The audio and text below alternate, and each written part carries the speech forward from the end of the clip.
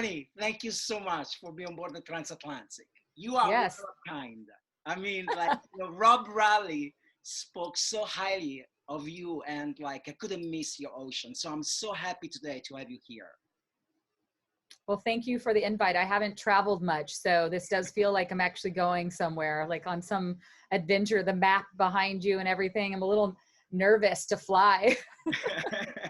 Okay, look, we believe that everyone is an ocean of erratic thoughts and wide feelings, and I'm sure that your ocean is beautiful, fascinating. So I would say, let's go through the 7 C's, the 7 questions, and let's see what's come up, okay?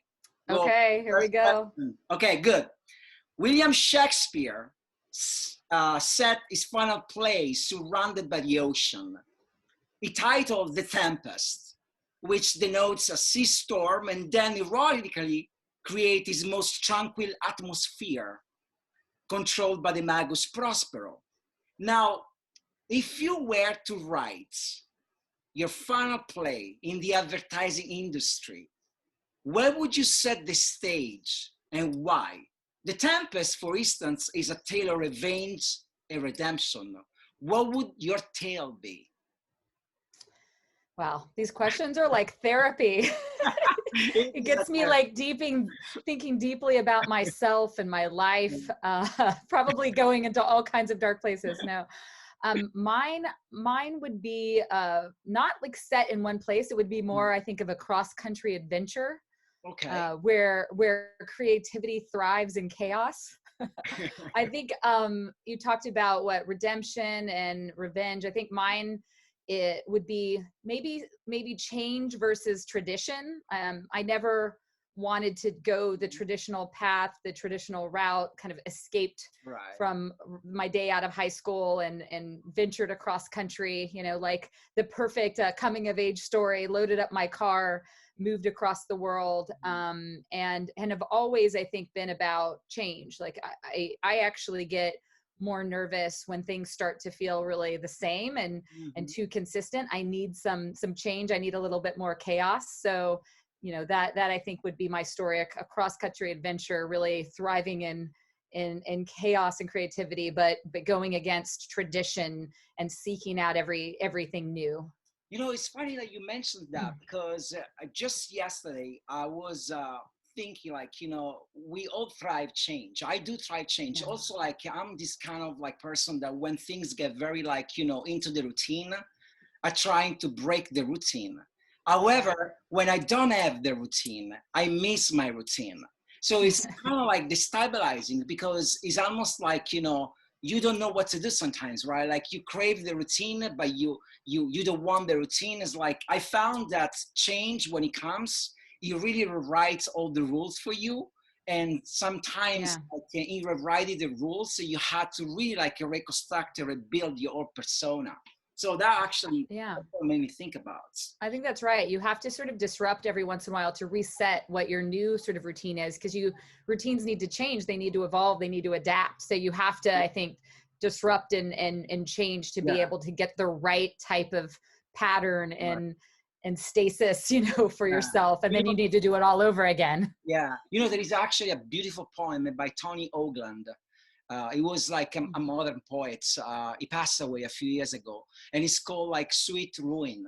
And he talked about the moment where everything is perfect and you just want to break this bliss, just like to hear the noise that makes. And it's a beautiful poem. Okay, second question. Okay. I want to stand as close to the edge as I can without going over. On the edge, you see all kinds of things you can't see from the center. Now, these are the words of Kurt Vonnegut, one of the most influential writers of our generation.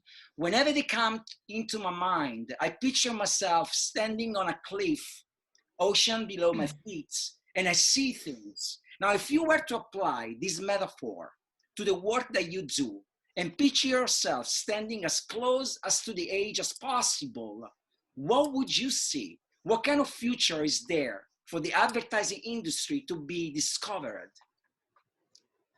Well, first, before I even get into that part, it's almost like two parts. Right. It's such a good thing, and I love Karvanagat, and that I think that that quote really rings true to me. This idea of close to the edge without going over, but also this idea of being in the center and kind of feeling. I felt stuck in the center. I grew up mostly in Oklahoma. We moved every couple of years, but we always ended up back literally into the center of the country. Right. And my whole drive always was like going to the edge of the country. I wanted to like be in New York. I wanted to be in Miami. I wanted to be in LA. Those are all places I've always been. And so that just rings true for me as someone always seeking those edges. But I also like it because, you know, that idea of innovation. We talk a lot about finding the edge of what's possible, like the ideas that do that. There's this sort of famous, it's like an S curve in innovation, you know, when you're innovating and when you're creating new things. And there's this like phase that's like a pioneering phase, and it's about being very, very experiential and experimental. There's some uncertainty there. If you go too early, it's like maybe too disruptive and you don't have people there to like sort of adopt it. But then, you know, the other side of it is when it feels more, it's like settlement phase where people, it's almost like planned, predictable.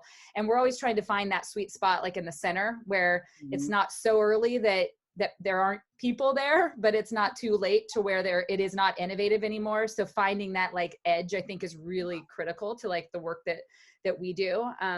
But I think if you apply that, I mean, what I see, I've always been a tech optimist. I love what's next, that idea of, again, that chaos, that change, not just the traditional path. And so I've been more and more interested in the idea of metaverse and metaverses lately, and recently did a talk with the Epic Games folks just about the potential of these gaming worlds. And so literally, you know, we can be standing on a cliff or an ocean below us, whatever we choose to be our world that we live in. And then I think advertising will be this blend of a mixture of maybe fully virtual worlds that we're playing and building within, or an intersection of that where it's physical, but a layer of virtual, and creating all different types of new experiences, different experiences that we can have depending on who we are. I think if you think about a lot of what we've done as marketers, you know, we did advertising, launched, still do it, TV spots, whatever, but then social came around and we started to experiment with .com and websites, and we manage their brand expressions across all these platforms. We also talk about building a community, you know, of people that connect with the brands. I mean, we're literally talking about building real communities, real virtual worlds where brands exist, where we as marketers maybe are helping to manage these virtual worlds of our brands, and even their employees kind of live between the physical and the virtual, and we can create kind of endless experiments and experiences where people can visit, travel across oceans or whatever, just like they're doing here. And we don't know exactly what it will be. Like, will we get there through, you know, a headset? Will we get there through our phones? But it will definitely be a blend of the virtual and physical. And for me, it's exciting. I think for some, it's really scary. Like I don't know that we're leaving the physical world behind, but I definitely think the work that we do is going to move into these metaverses, and there's an endless possibility. And I think, you know, like our biggest job, and that's with tech always, is like, how do you make sure it's still more human? You know, how are we putting that human lens on it so we're not leaving our humanity behind, but we can still explore all these amazing, crazy things that are happening with technology? You know, it's so interesting, your answer. It's funny actually sometimes to see how, like, you know, my guest words like intersect with what, like, you know, I've been reading. Like, for instance, when I was like penning down this question about like, you know, standing on the edge, there are certain kind of topic in literature, like, you know, that comes up like in a very recurrent mode, and it's like standing on the edge is one of them. And Kurtz was like one of the guy that, like, you know, applied this metaphor. But, you know, Alden Caulfield, like Catcher in the Rye, was exactly the same. The old metaphor of standing on the edge and trying to pick up those kids that trying to go after the ball and bring it back into the right field is literally like a sense of optimism. So when you were talking about like tech and innovation and leaving this world behind, it really made me think about these two quotes, the intersection of these two quotes, because there was a lot of optimism in like the definition of the catcher in the rye. And sometimes it does feel that you're trying to like, you know, maybe you go too far, you're trying to hold yourself back. It's a very strange time, very fascinating, but you have this feeling of like, you know, there is something that you're leaving behind. There's something that you will never see again, but you're not clear enough what's gonna be ahead of you. And it's very interesting. I only had this sensation when I was in Lisbon. Lisbon was one of the cities that when you look at the seaport, you don't see, you know that there is like a whole different like, you know, continent ahead of you. Yeah. You feel that there is something behind you that you're leaving. So anyway, I'm sorry if I'm wrong. That was poetic. No, that was poetic and good. And I think we always are leaving things behind. That's what's scary about it, but that's what changes. And I think our job is to learn and unlearn always. Like you have to leave some things behind to move forward, but it's scary, but that's also what's exciting. Right, exactly. Okay, third question. Okay, oh my gosh. You're in the middle of the ocean. It's night, it's pitch dark, and he's still telling you a story, as it always happens with like sailors and knights. I'm gonna tell you a fact, and this is the fact. Okay, there is a path that you can take around two moving black holes that haven't quite collided yet. Now, if you take this path, you're actually gonna end up in the past where you started. So time is a tricky thing. So when it's about like two black holes, if you take this path, you go back into the past. Now imagine taking this path and ending up in the past, right when you start in advertising. What's your first memory that comes to mind and that shape the person that you become? I know. I'm like, okay, so I'm entering into a black hole right now. And I think the memory, the memory that really, the starting point of my journey that I also always kind of think about and have told, but I had never really just articulated it quite as succinctly, was just this idea. It started with a one-way ticket. Oh, okay. I bought a one-way ticket to Miami. I had finished art school in Pasadena, and kind of discovered advertising because I'm always taking these roundabout paths to end up where I am. It's never like the step you think you're going to take. Maybe I'm always entering into black holes and then I end up somewhere else. But I ended up, you know, I got my start in web design programming, ended up in advertising because they didn't have a digital program at the time. And so I found and discovered a little agency. It was like 100 people at the time in Miami. And again, this was me about getting to the edge, finding that coach, getting away from the center, the middle where I grew up. And I wanted to go to Miami next from LA. And it was a mixture of being in the place, but also finding this place. I had a one-way ticket to interview at Crispin Porter Bogusky. I still didn't have an actual interview set up when I bought the ticket, and wasn't sure if I would come back. And that to me is like it was such a metaphor. I think this idea of, you don't know what's next, you know, you're a little bit scared. You don't know exactly where it's going to take you. You believe it's like maybe the right ticket to go to, but I didn't want to necessarily, when you know you're coming back, you have expectations, and I wanted it to kind of leave it and give myself hope. To me, it was giving confidence in myself, like paid confidence. I'm only going to buy a one-way ticket because I'm confident I'll get this job. And I went out to Miami. On the night before my flight, I ended up getting an interview with Alex. And I arrived off a red eye, went straight to the meeting, interviewed for 9 hours. You had to almost meet everybody at the agency at the time, and then never turned back. I stayed in Miami for 10 years. And this notion of that one-way ticket, I think we're all trying to get people to take one-way tickets with us when we're trying to convince them of ideas and taking these risks and these bold next steps. Like when you're doing something really bold and different, you're taking a path that hasn't been taken before, and you don't know where it's going to lead you. And it definitely doesn't get you back to where you started.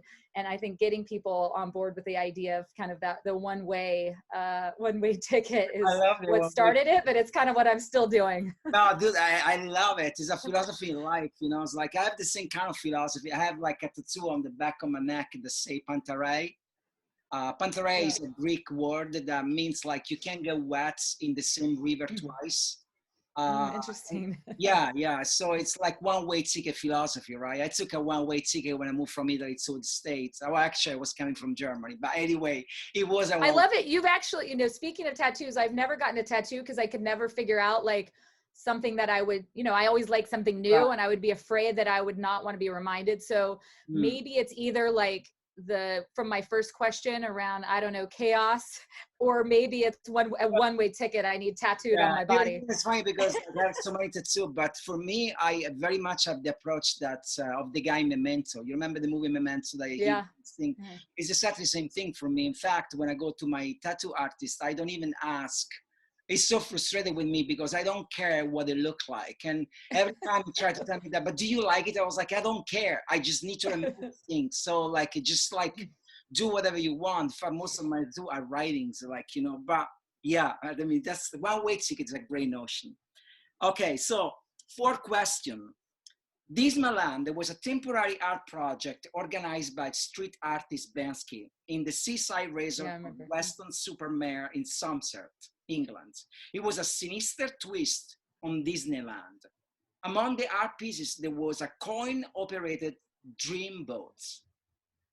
If you were to take a sinister or sinister, whatever, I know that my accent sometimes funny, but I know what you mean. yeah, Either way, it works. yeah, twist on the world of advertising and invite on your dream boats someone who can help you bring this cynical and disillusioned vision of to life.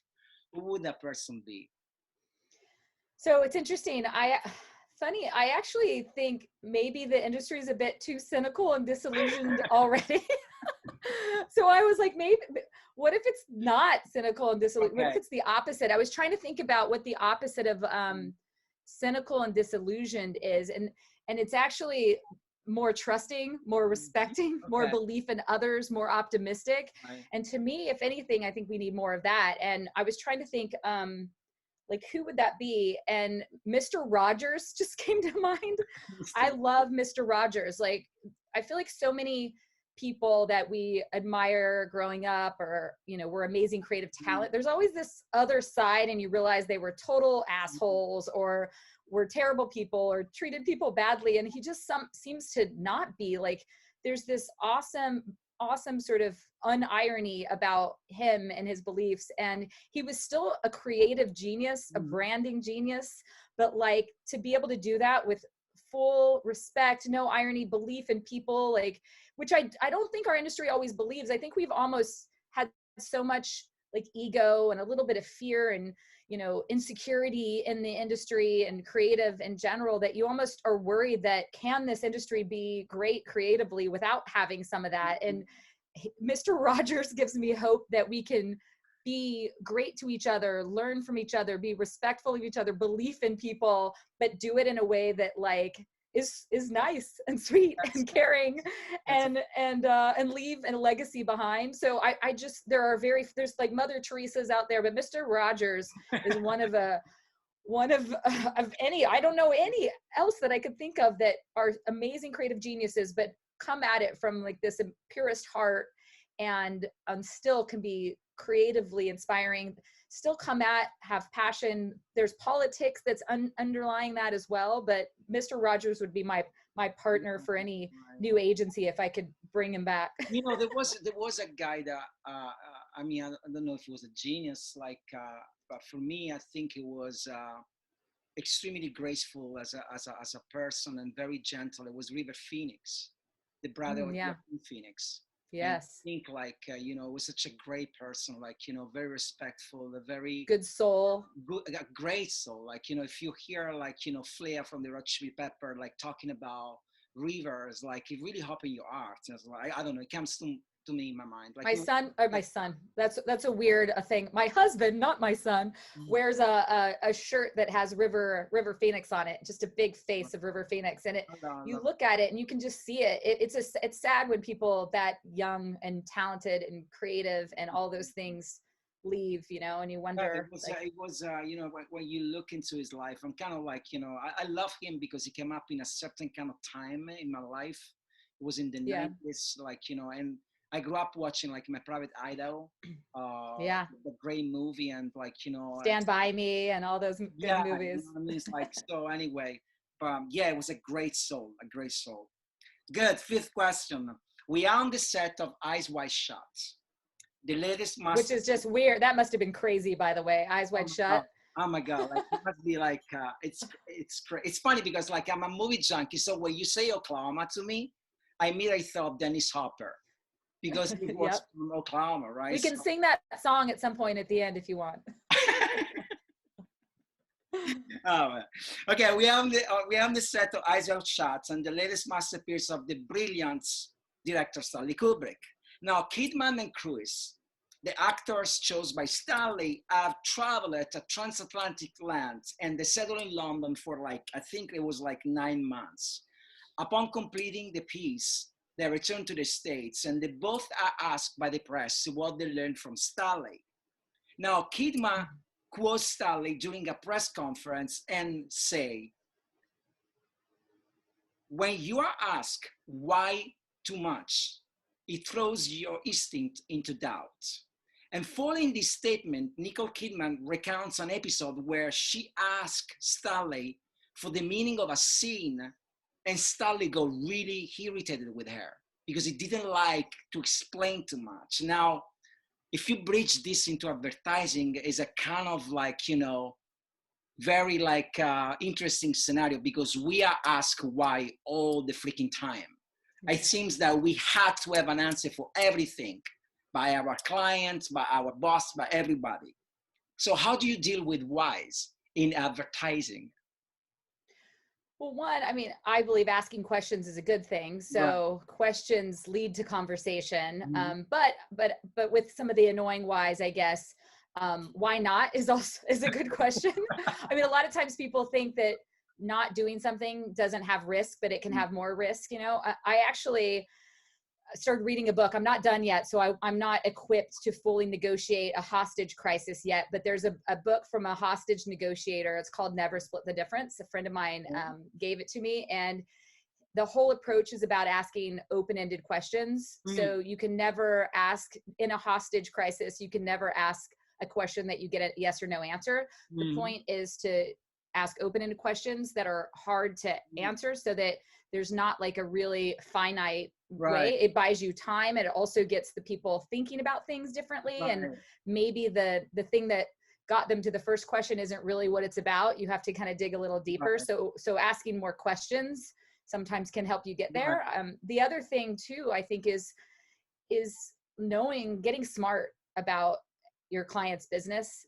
I always say, like, you know, I'm as much of a strategist, I'm as much of a business person as I am a creative person, and knowing as much or more about a client's business is a really good way. When you have answers and you understand how to give them an answer through everything they're trying to do, when you're solving that challenge that you've been posed, and you're really trying to solve the business challenge, you're doing it in an amazing creative way, but you understand what they're trying to do. You meet them where they are.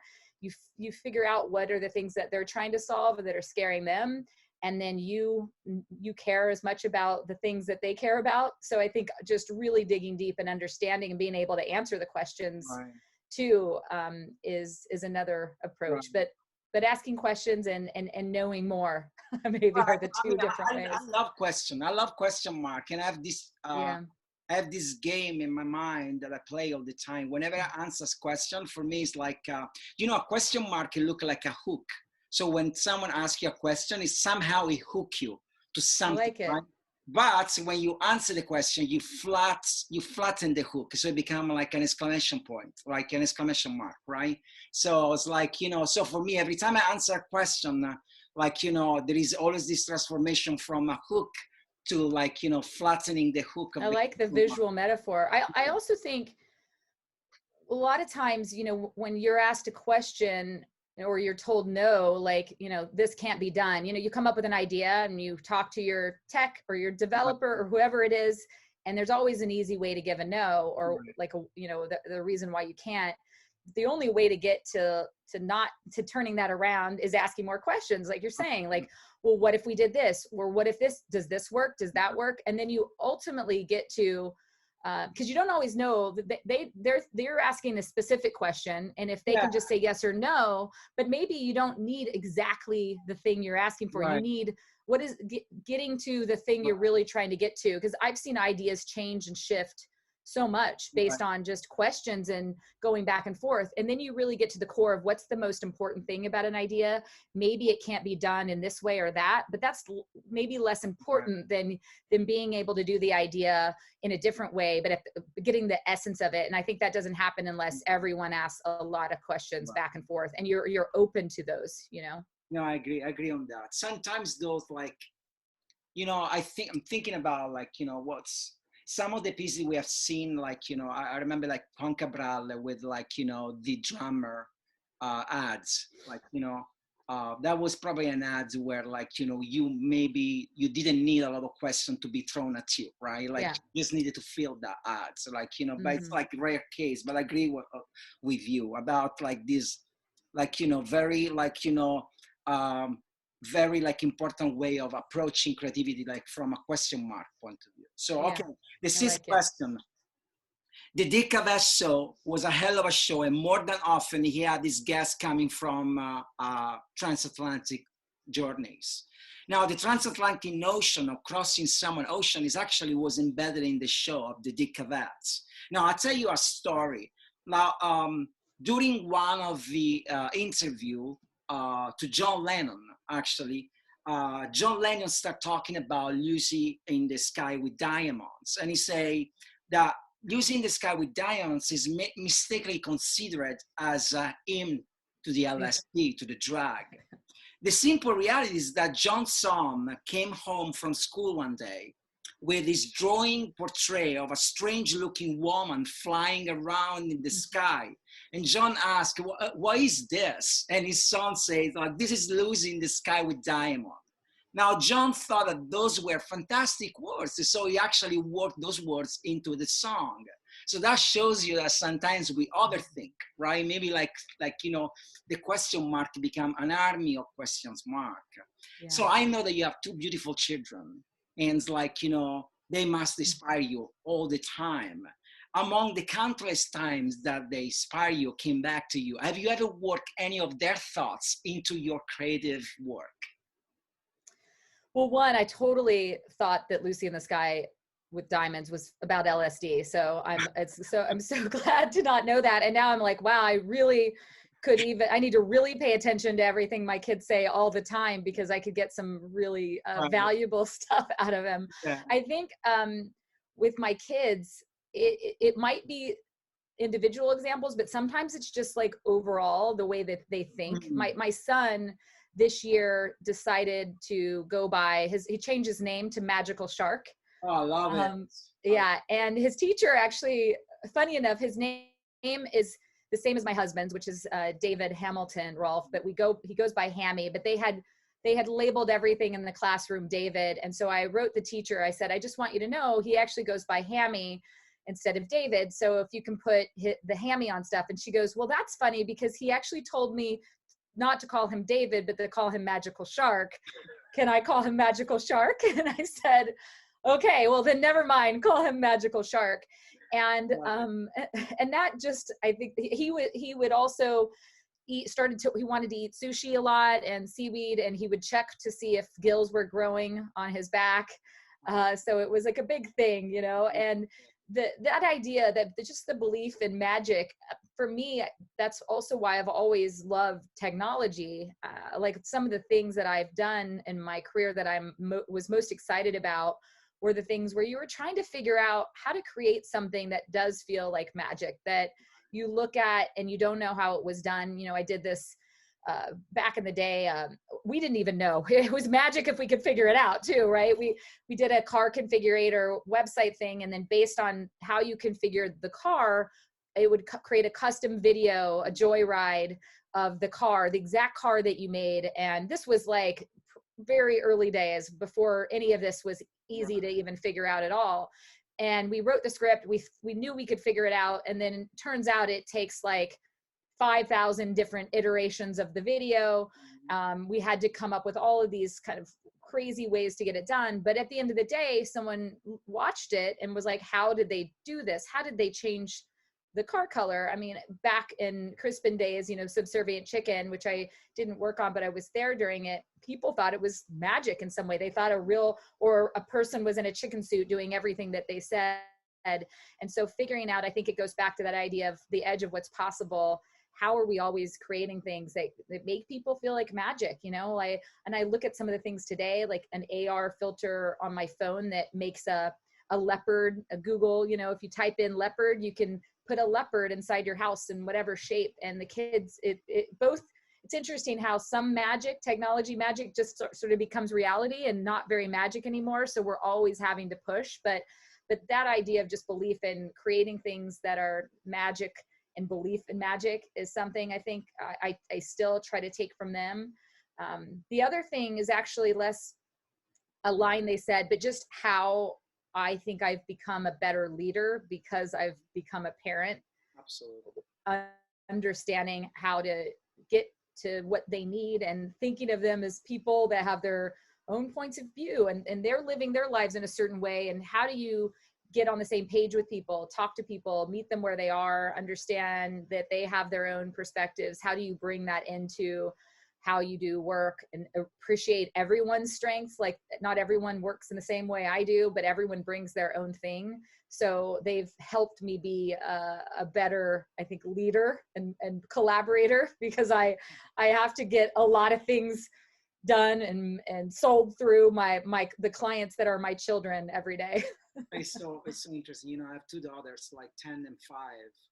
And it's like, you know, I think what I love about the 5 is like, she's at that age where time is so simple for her, right? Like, there is not things as like yesterday or like, you know, like 3 nights ago. Like you have to count time by like how many times you sleep. So like, you know, oh, when are we gonna go to the beach? Oh, you have to sleep like 2 times before we go to the beach. Or like, that's like 2 shows or 1 show. Right. You know, it's like how long we've been in the car. We have been in the car like 1 show, like, you know, and beautiful. It's like amazing. And then like with the 10 years old, it's terrifying because right now she's at the age where they always talk, but now she's also in silence sometimes and she's quiet and my instinct is like to ask, what are you thinking about? But I want to respect their silence. So you always like walk this fine line of like, you know, I want to be in every single moment that you have, but I know that I can't be and I shouldn't be. Anyway, last question for all our guests. If there was a wind that blew your sail and you had to name it, what would the name be? Well, funny, when you first said that, I've been taking my kids to camp every day, and just the word wind made me think of that song, She's Like the Wind from Dirty Dancing, where they say, don't put baby in the corner, because I was just driving past a camp. I don't know why that memory like just popped into my head. So Patrick Swayze, She Like the Wind. No, I think whirlwind would probably be my wind. Whirlwind. I'm a little bit like, I can be a little bit of a tornado at times. I think there's a bit of that chaos. I come in and out of things really fast. I can take a lot on. I realize there's a downside to that too. I have to sometimes try to slow down, meet people where they are, because I move fast and things, my brain kind of works a little bit like that. Whereas sometimes people get to know me and know how to navigate that whirlwind. But for me, it is about coming in, you know, doing a lot of things. I want to take a lot in. I have a lot of energy, and it can be a bit of a whirl, I would say, in my world. Hey, look, Tiffany, you have been like an amazing ocean to cross, and I know how busy your schedule is. So I really thanks for every single that you give to me. This was fun. And I wish you all the best. Okay. Thank you. The best to you. Anytime you want to travel across oceans, or maybe I'll travel across your ocean, whatever. Okay.